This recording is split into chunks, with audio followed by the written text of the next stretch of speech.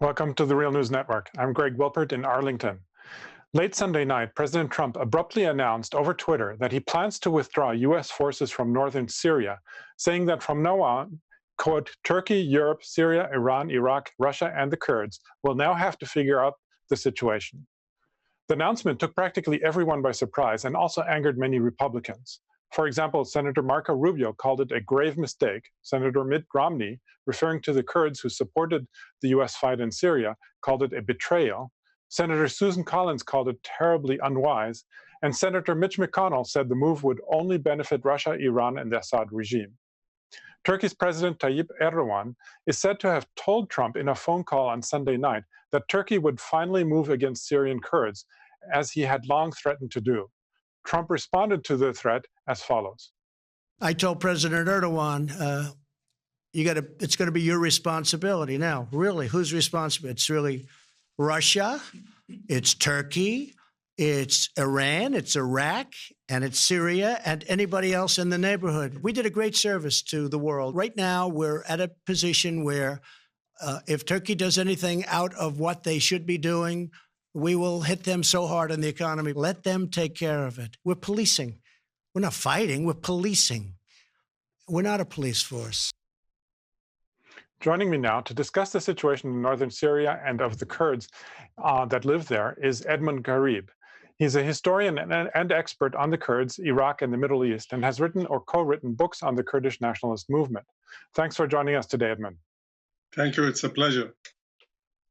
So, as I mentioned in the introduction, President Trump quite explicitly threatened Erdogan with destroying Turkey's economy should Erdogan do anything that Trump considers to be off limits. Now, this is actually the words that he used in a tweet, actually. And he only mentions captured in the tweet, he mentions the captured ISIS fighters and their families as being possibly one of these things that are off limits.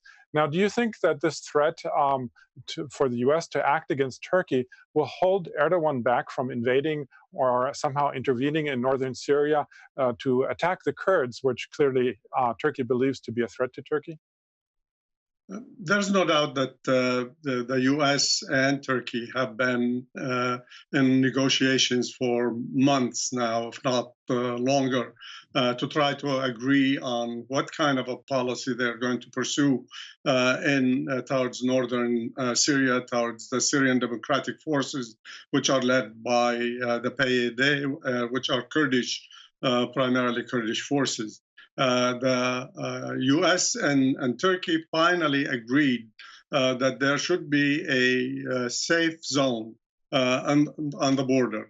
The question, however, was that there were differences over the size of that security zone. The U.S. and the Kurds agreed to something between 5 and 7 kilometers in depth, and maybe 150 kilometers to 200 in terms of length. Turkey, however, wanted 30 to 35 kilometers deep and about 400 kilometers, basically all the way to the Iraqi borders. So it seems that since the meeting between President Trump and President Erdogan at the United Nations, there seemed to be something going on between the two sides, some kind of an agreement. I think the U.S. has tried up until last week when the Secretary of Defense and the new chairman of the Joint Chiefs of Staff went to Turkey, but apparently the disagreements were still there until Saturday night when there was the conversation between President Trump and President Erdogan, and that's when the decision was made. It seems that both sides agreed on an area to be where Turkey could move into in northern Syria. This is what has, in fact, was a surprise to many, although in reality it should not have been a surprise, partly because of the talks that were being held, partly because of about 5 days ago, there was an American official who spoke to the media and without allowing his name to be used, saying a big storm is brewing in that part of in that area, and that the United States may not have the sufficient forces, and that we may be forced to withdraw.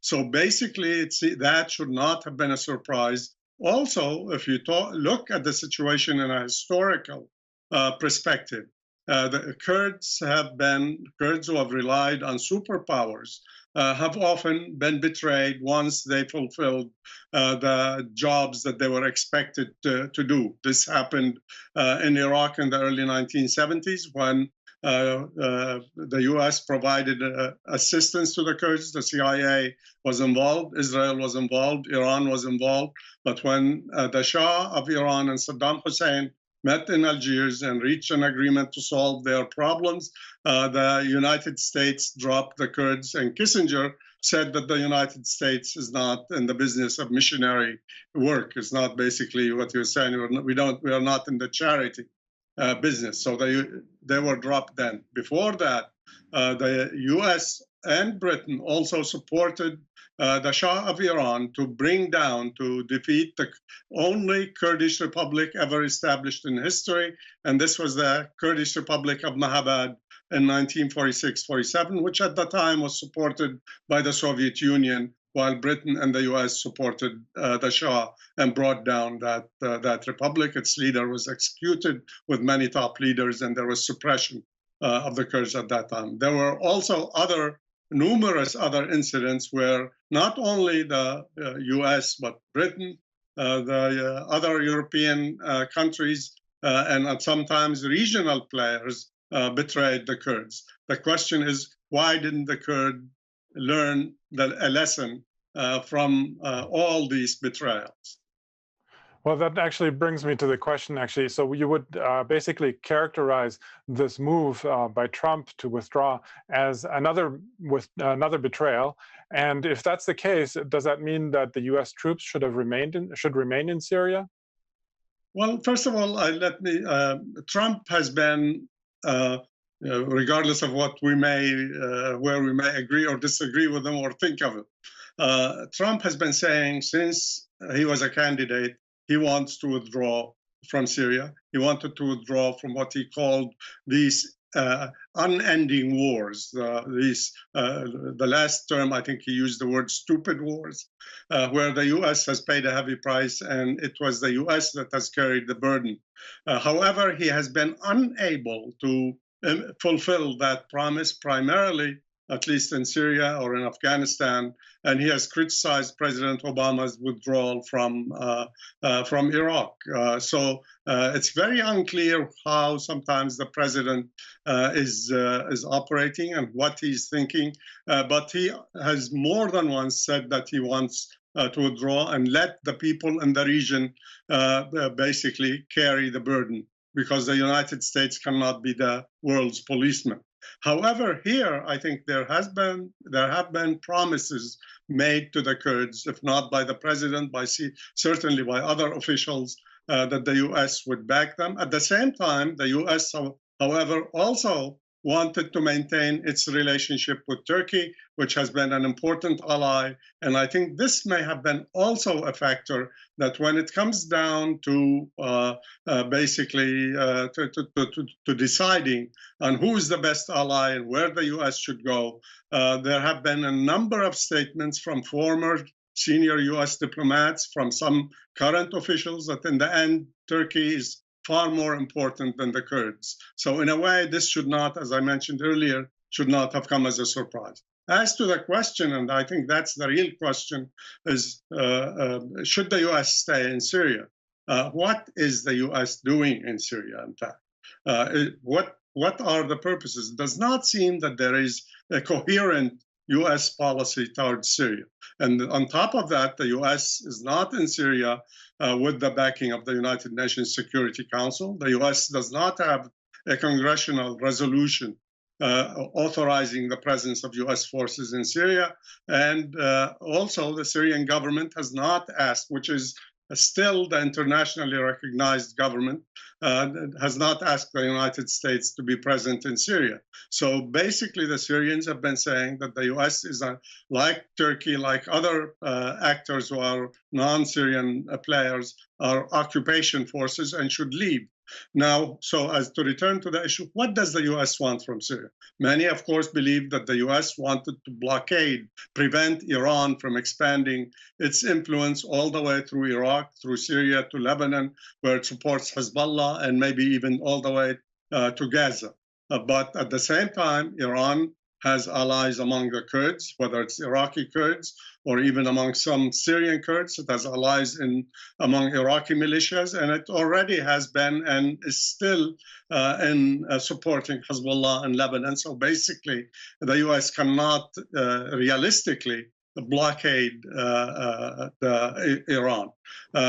What else does the U.S. want to continue the tension, put pressure on the Syrian government so that the U.S. could remain a player when a final agreement is made in Syria? And for this, the U.S. actually supports the Syrian democratic forces, which control about quarter to a third of Syrian territory. Some of the richest soil, agricultural areas in Syria are in this region, and that's where also Syria's oil and gas fields.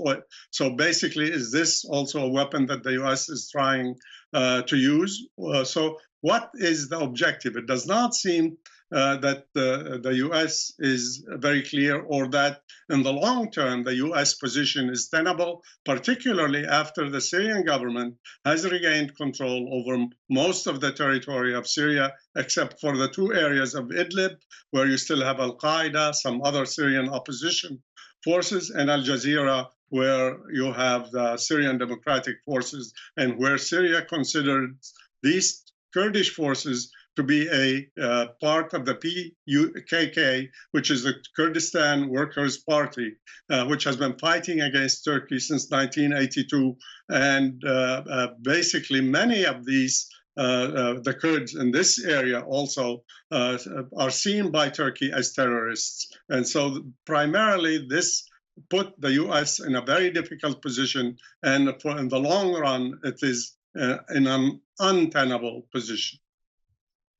Now, one of the other main points that critics have made of the Trump administration's decision to withdraw from Syria is that it would revive ISIS in Syria, the Islamic State. Now, here's what Senator Lindsey Graham had to say about that issue.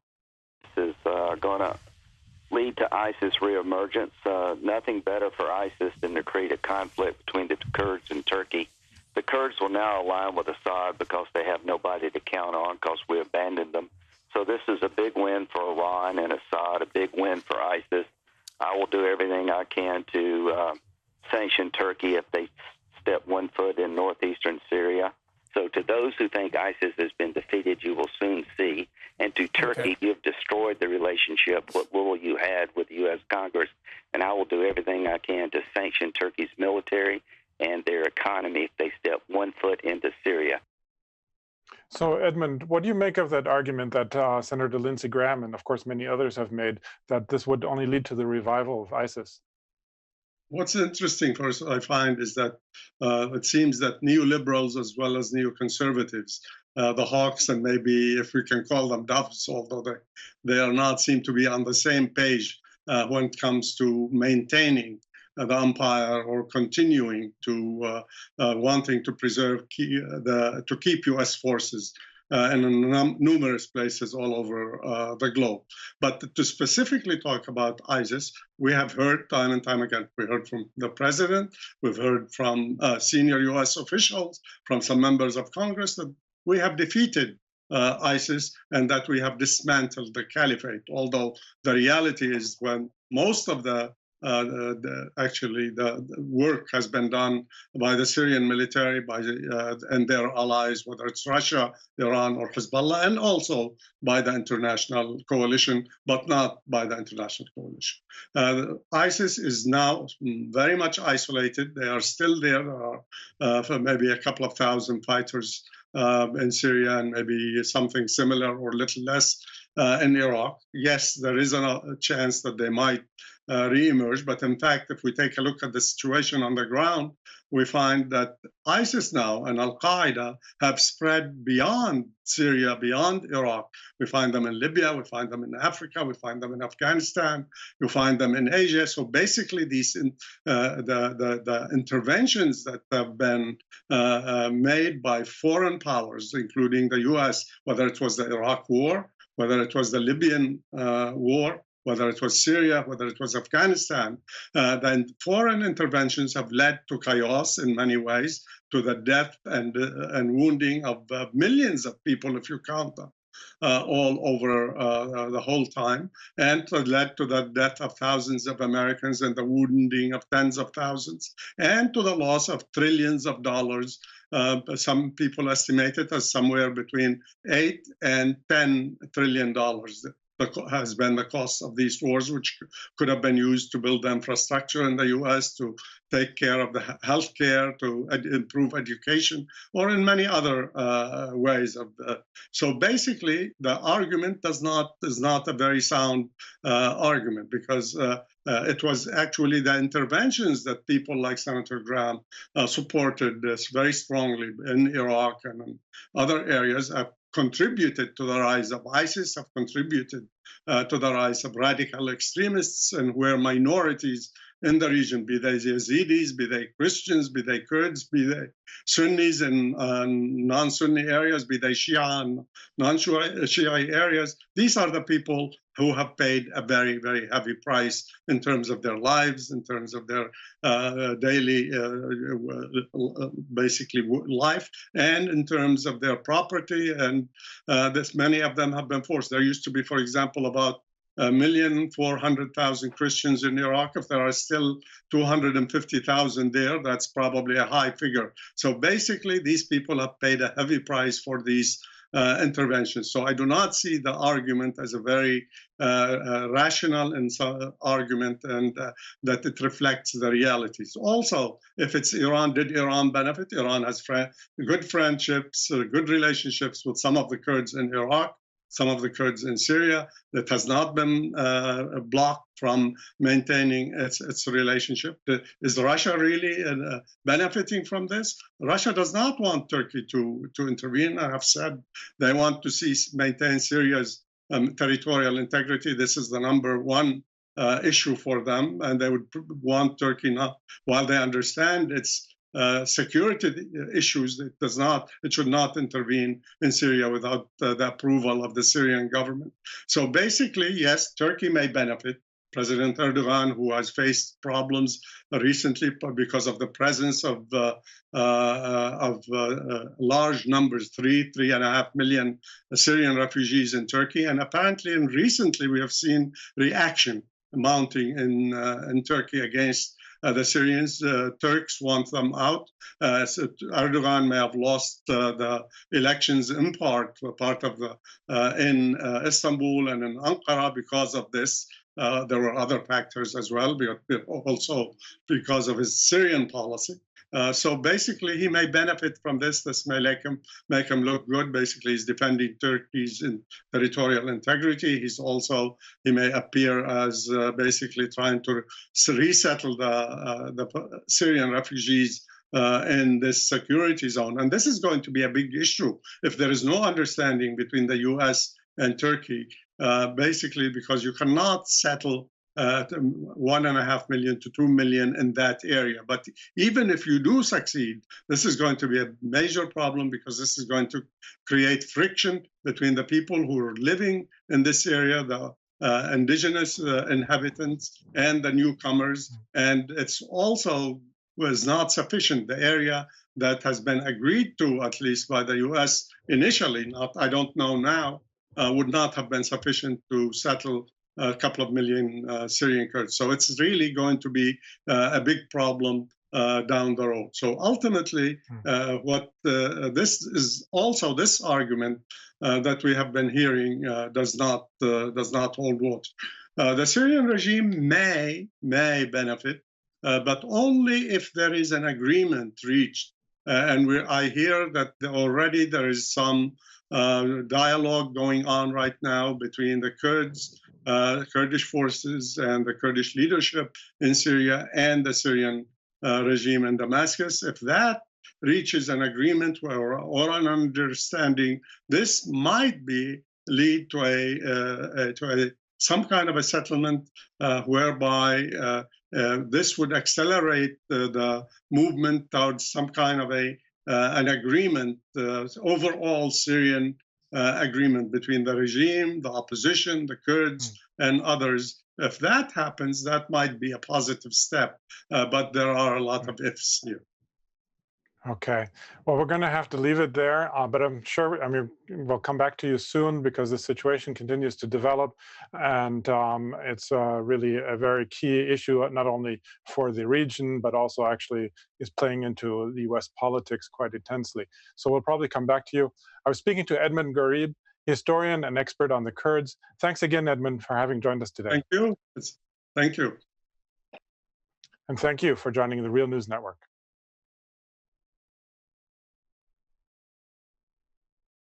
Thanks a lot for watching. Appreciate it. But do us one more solemn favor. Hit the subscribe button below. You know you want to. Stay up on the videos.